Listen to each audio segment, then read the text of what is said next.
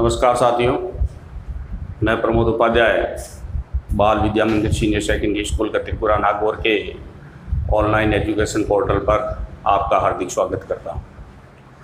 जैसे कि पिछले वीडियो में मैंने आपको क्रिया और विशेषण के बारे में बताया था, आज हम हिंदी व्याकरण के अंतर्गत कारक के बारे में पढ़ेंगे। तो चलिए, कारक किसे कहते हैं, सबसे पहले इसकी परिभाषा।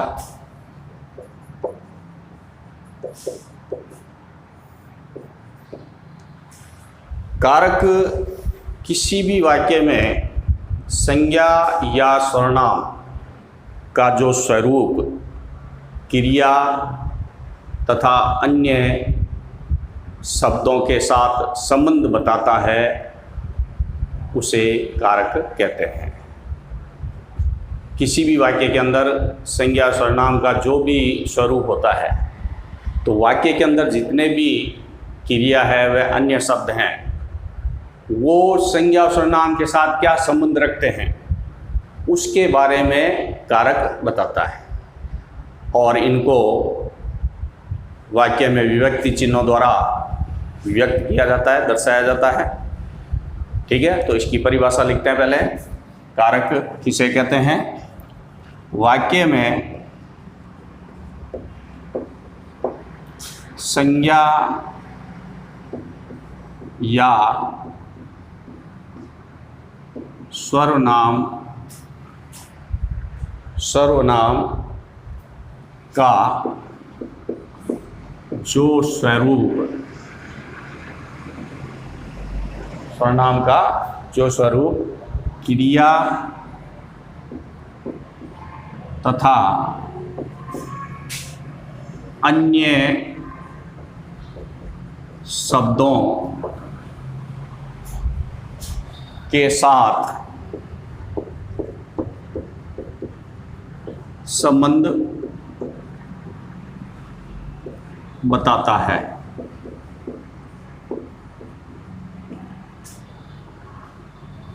उसे कारक कहते हैं। ठीक है, इनको विभक्ति चिन्हों द्वारा दर्शाया जाता है। इनको विभक्ति चिन्हों द्वारा वाक्य में दर्शाया जाता है।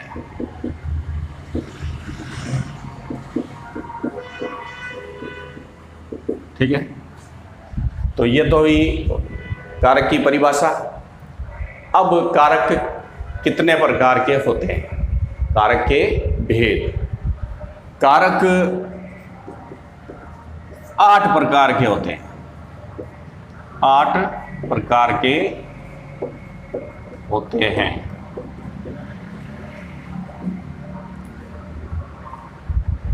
तो सबसे 8 प्रकार के कौन से? सबसे पहले है कर्ता कारक, फिर आता है कर्म कारक, फिर आता है करण कारक, फिर आता है संप्रदान कारक, फिर आता है अपादान कारक, और फिर आता है संबंध कारक, और फिर आता है अधिकरण कारक, और अंत में संबोधन कारक। ये 8 प्रकार के कारक होते हैं।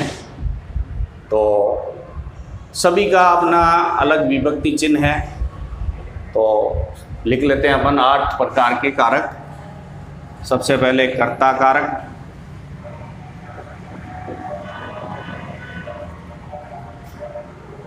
इसका विभक्ति चिन्ह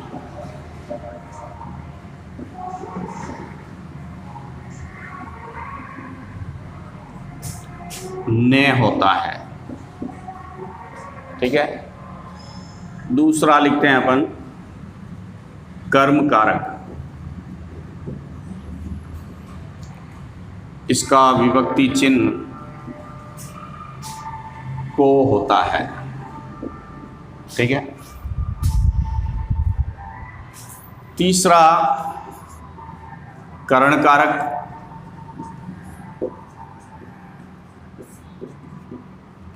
इसका विभक्ति चिन्ह से होता है। ठीक है। चौथा संप्रदान कारक,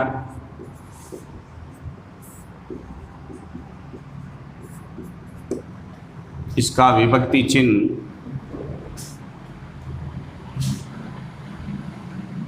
के लिए होता है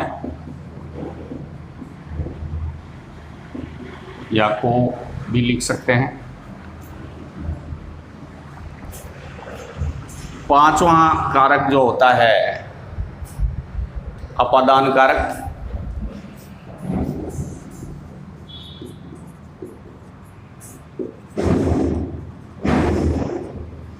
इसका विभक्ति चिन्ह से होता है, लेकिन इसमें से जो है अलग होने का भाव है, अलग होने का भाव प्रकट करता है। ठीक है। यानी करण कारक में जो से है वो तो किसी साधन या माध्यम के द्वारा जो भी कर्ता कार्य करता है उसके लिए, साधन के लिए, और इस अपादान कारक में जो से है इसमें कोई दो वस्तुएं को अलग करने का भाव प्रकट किया जाता है। ठीक है। अब है छठा संबंध कारक,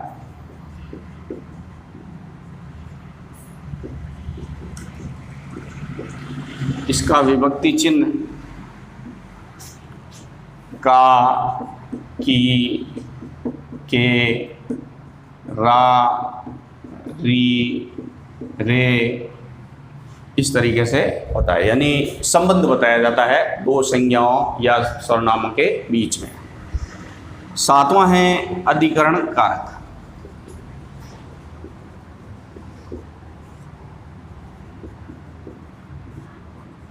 अधिकरण कारक इसका विभक्ति चिन्ह होता है में और पर। ये विभक्ति चिन्ह एक क्रिया का आधार होता है, आधार को बताया जाता है इसमें। आठवां अंतिम जो है वो है संबोधन कारक,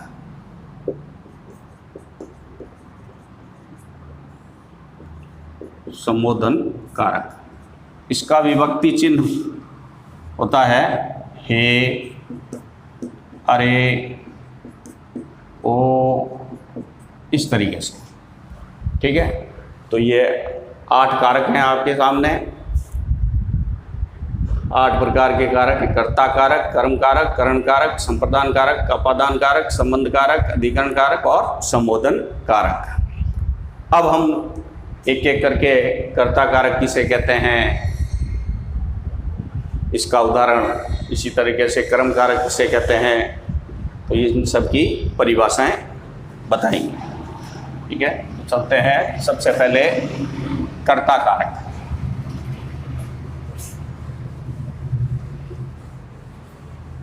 कर्ता कारक में जब वाक्य में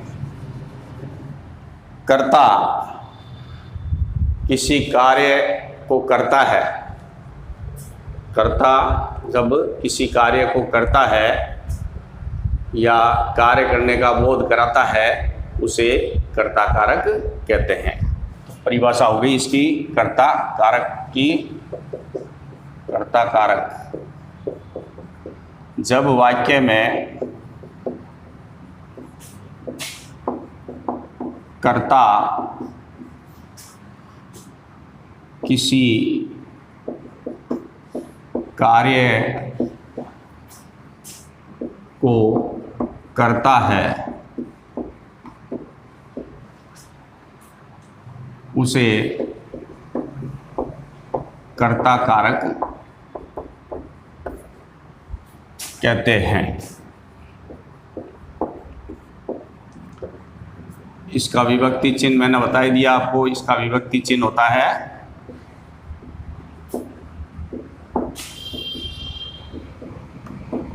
ने। ठीक है।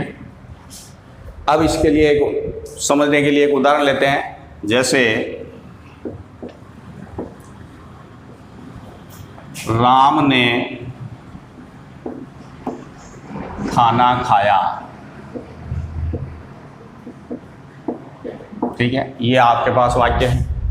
राम ने खाना खाया। राम क्या है? यहाँ पर करता है। राम क्या है? करता है। राम ने क्या किया? खाना खाया, ये क्रिया की है। खाना खाया, ये क्रिया हो गई। तो इस तरीके से अगर हम प्रश्न बनाकर देखें, राम ने खाना खाया, इसका प्रश्न बनता है किसने खाना खाया। तो अगर हम किसने प्रश्न का उत्तर लिखें तो राम आता है कि राम ने खाना खाया। तो इस तरीके से ये जो ने शब्द है ये क्या बता रहा है? ये क्रिया का कर्ता से संबंध बता रहा है। तो ये क्या है? कर्ता कारक है, ठीक है। तो इस तरीके से राम ने खाना खाया, गीता ने गाना गाया, ठीक है। तो ये महेश ने गीत गाया, ये सब कर्ता कारक आते हैं। दूसरा लेते हैं अपन कर्म कारक।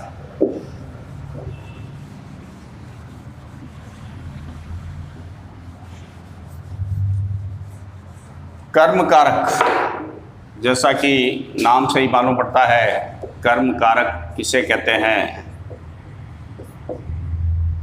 जब वाक्य में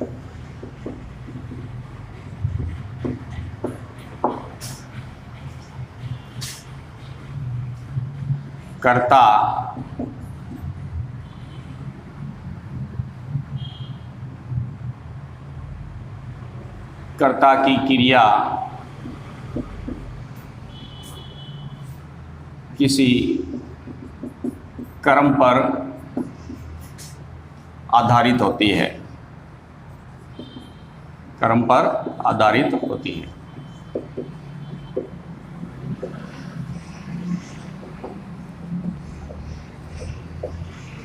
उसे कर्म कारक कहते हैं। इसका विभक्ति चिन्ह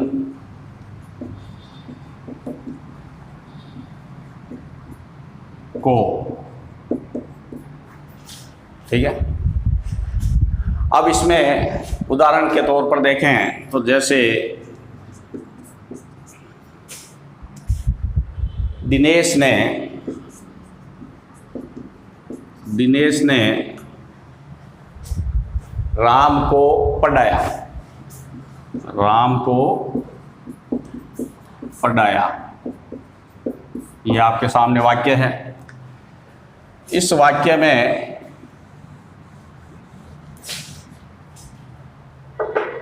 दिनेश ने राम को पढ़ाया, यानी अगर हम इसमें प्रश्न बनाते हैं किसने राम को पढ़ाया या किसको राम ने पढ़ाया, किसको राम ने पढ़ाया, किसको, ठीक है, ये प्रश्न बनता है। तो राम को पढ़ाया, तो यहाँ पर जो को शब्द है ये क्या करता है? राम जो एक कर्म है, क्रिया किसके अनुसार है? कर्म के अनुसार है। तो यहाँ राम क्या है? अभी कर्म है, और संबंध क्रिया का कर्म से कौन बता रहा है? को क्या है? एक कारक है, ठीक है। इसी तरीके से अगला लेते हैं, तीसरा संप्रदान कारक। संप्रदान जैसा कि नाम से ही मालूम पड़ता है, किसी को तीसरा संप्रदान कारक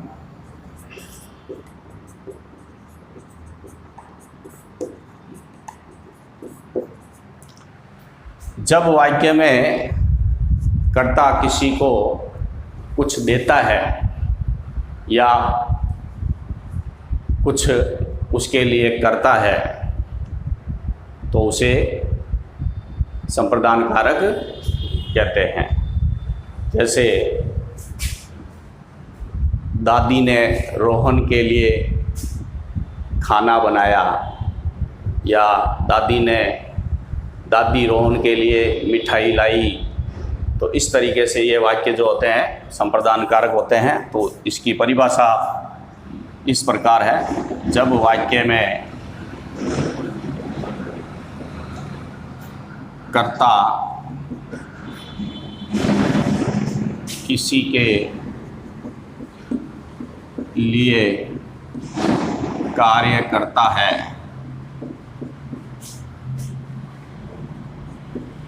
उसे संप्रदान कारक कहते हैं। इसका विभक्ति चिन्ह क्या है? के लिए।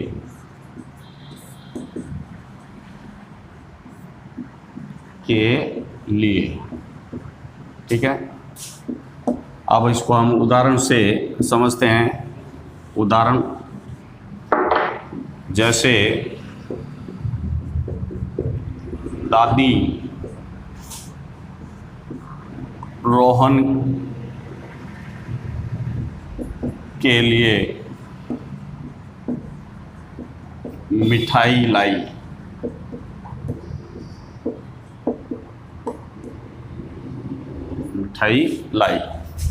तो अब यहाँ पर कौन किसके लिए कार्य कर रहा है? दादी रोहन के लिए कार्य कर रही है। रोहन के लिए मिठाई लाई, यानी कर्ता किसी के लिए कार्य करता है तो उसे संप्रदान कारक कहते हैं। तो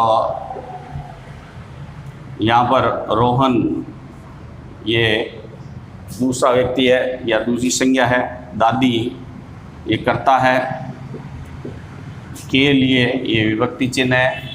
क्रिया अन्य शब्दों के साथ जो संबंध है वो के लिए द्वारा प्रदर्शित किया जा रहा है, तो ये संप्रदान कारक। चौथा है करण कारक। करण कारक जब वाक्य में कर्ता किसी साधन के द्वारा जब कार्य करता है, यानी कोई भी साधन है, जैसे कि राम ने कलम से पत्र लिखा। राम ने कलम से एक पत्र लिखा, तो पत्र कैसे लिखा? एक कलम के द्वारा, तो साधन हो गया कलम। तो इस तरीके से चौथा अपना कारक है वो करण कारक। इसकी परिभाषा होगी, जब वाक्य में कर्ता किसी कार्य को एक साधन या माध्यम द्वारा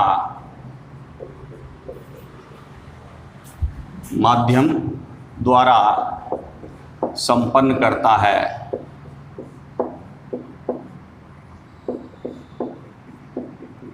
उसे करण कारक कहते हैं।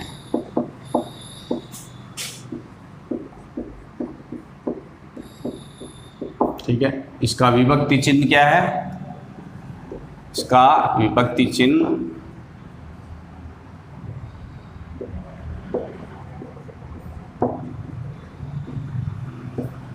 से है।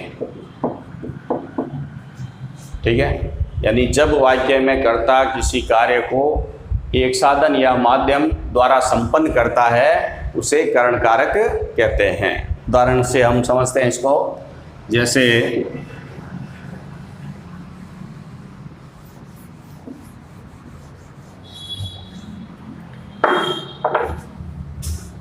जैसे राम ने कलम से एक पत्र लिखा।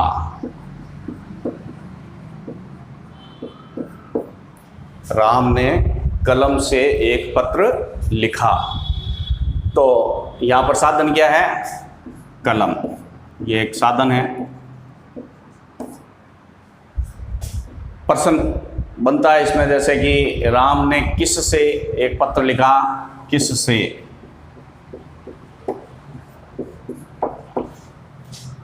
तो राम ने कलम से एक पत्र लिखा। ठीक है, तो ये एक साधन है और ये कर्ता को क्रिया से व अन्य शब्दों के साथ संबंध बता रहा है कलम से। तो यहाँ से जो है वो है विभक्ति चिन्ह। ये साधन का अन्य शब्दों के साथ संबंध को बता रहा है से। तो ये हुआ आपके करण कारक। अब लेते हैं पांचवा, संबंध कारक। संबंध कारक जैसा कि नाम से ही मालूम पड़ता है कि संबंध कारक किसे कहते हैं? जब वाक्य में एक संज्ञा या सर्वनाम का दूसरी संज्ञा या सर्वनाम के साथ जो संबंध बताया जाता है उसे संबंध कारक कहते हैं। और इसका विभक्ति चिन्ह का, की, के इस तरीके से होते हैं। तो इसकी परिभाषा लिखते हैं। संबंध कारक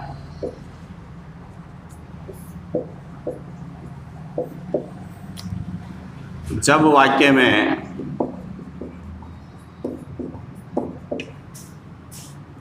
संज्ञा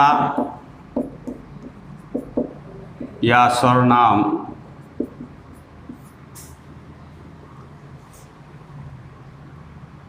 का संबंध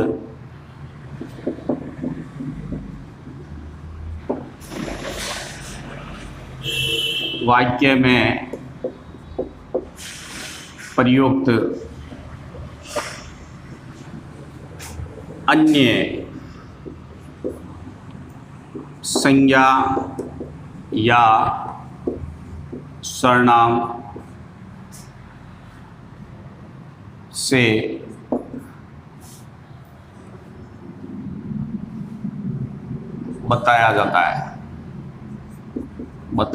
सर्वनाम से बताया जाता है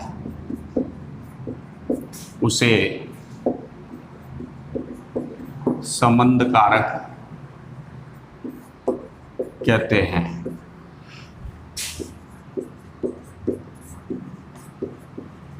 ठीक है, ये परिभाषा है संबंध कारक। जब वाक्य में संज्ञा या सर्वनाम का संबंध वाक्य में प्रयुक्त अन्य संज्ञा या सर्वनाम से बताया जाता है उसे संबंध कारक कहते हैं। इसका विभक्ति चिन्ह क्या है? का, की, के इत्यादि। ठीक है, तो इसके लिए हम एक समझने के लिए उदाहरण लेते हैं। जैसे सीता गीता की बहन है।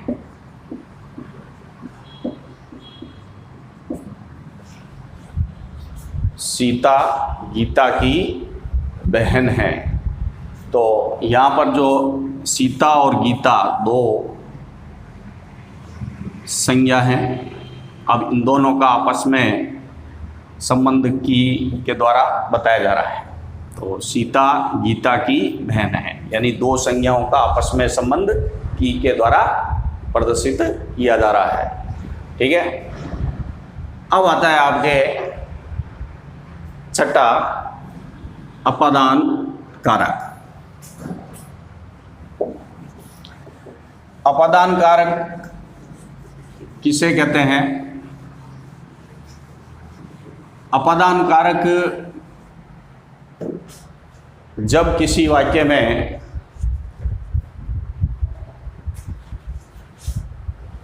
किसी भी वस्तु, दो वस्तुओं का अलग होने का भाव होता है, यानी दो वस्तुओं को अलग किया जाता है, ऐसे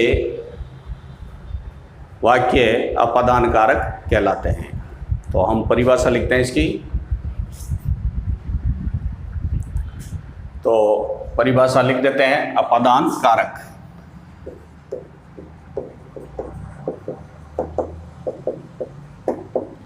जब वाक्य में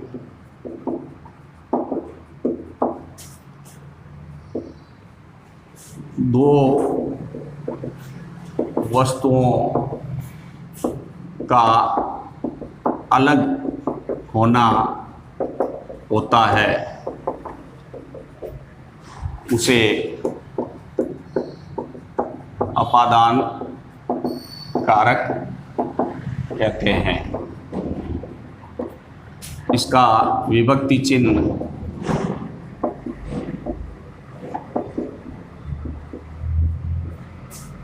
से होता है, अलग होने का भाव।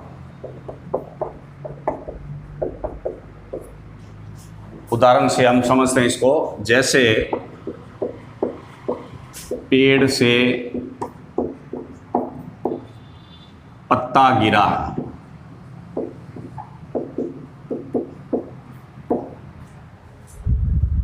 तो पेड़ से पत्ता गिरा का मतलब है कि पेड़ से पत्ता अलग हो गया। तो ये से क्या कर रहा है, ये पेड़ से पत्ते को अलग कर रहा है। तो ये दो वस्तु हैं, तो इनको अलग होने का भाव क्या है, किसमें है, से में। तो इस तरीके से ये विभक्ति चिन्ह है अपादान कारक का। तो इस तरीके से ये ऐसे जो वाक्य होते हैं अपादान कारक कहलाते हैं। आज के वीडियो में इतना ही। कल के फिर से मैं अगले वीडियो में आपको कारक के बारे में बताऊंगा। जैसा कि आपको मालूम है आजकल कोरोना वायरस की बीमारी फैल रही है चारों तरफ, तो हमें इससे बचाव करना है। बिना हाथ धोए नाक, मुंह, कान को ना छुएं, ये विशेष तौर से ध्यान रखना है। धन्यवाद।